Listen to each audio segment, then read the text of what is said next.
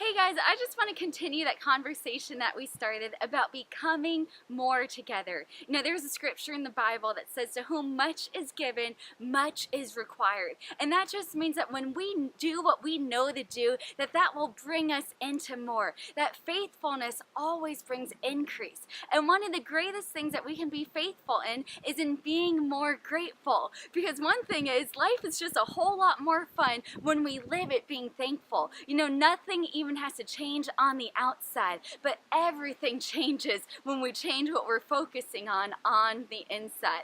And I've found that one of the easiest ways we can do that, just a practical little tip, something we can do together, is to get yourself a little notebook. Obviously I like pink, but you can get any color that you want. I just call this my gratitude notebook, and you can just write down, be intentional about being content.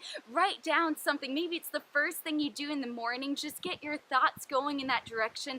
Focus on the goodness of God. Maybe it's the last thing that you do before you go to bed, but write down at least one thing that you're thankful for. And then don't just stop there, but like Psalms 100 says, it says to be thankful and to say so, because great power is released when we release those words out of your mouth. Open up your mouth and tell God how good He's been in your life.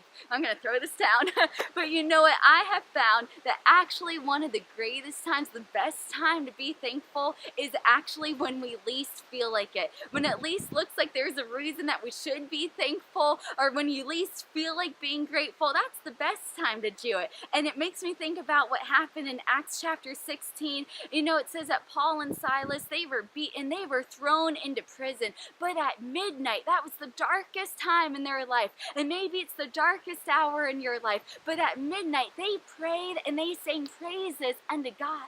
And guess what? They weren't quiet about it, because it says that even the prisoners heard them. And the moment that they did that, it says, and suddenly there was a great earthquake, and the foundations of that place were shaken. Every door was open, every bondage was broken. And if you want some great suddenlies to happen in your life, I believe that it can take place through praise and thanksgiving. If you feel like you're facing that midnight hour, sunshine will flood your life the moment that we become God conscious and not self-conscious. When our eye is single, when we're looking at one thing, sunshine floods our life. So go ahead and give God praise.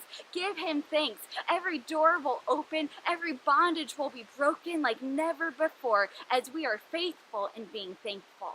And it makes me think about one more story. In Luke chapter 17, Jesus healed 10 lepers. But it says that as they went off on their way, that one out of the 10, when he recognized that he was healed. I love that word, recognize. That sometimes we can go off on our way, but we need to just stop and take time to recognize what God has done. Take time to look, open up your eyes and see how good God has been to you. That when he recognized that he was healed, he didn't just go off on his way. No, he went back because he wanted to tell Jesus 2 words. He wanted to say thank you.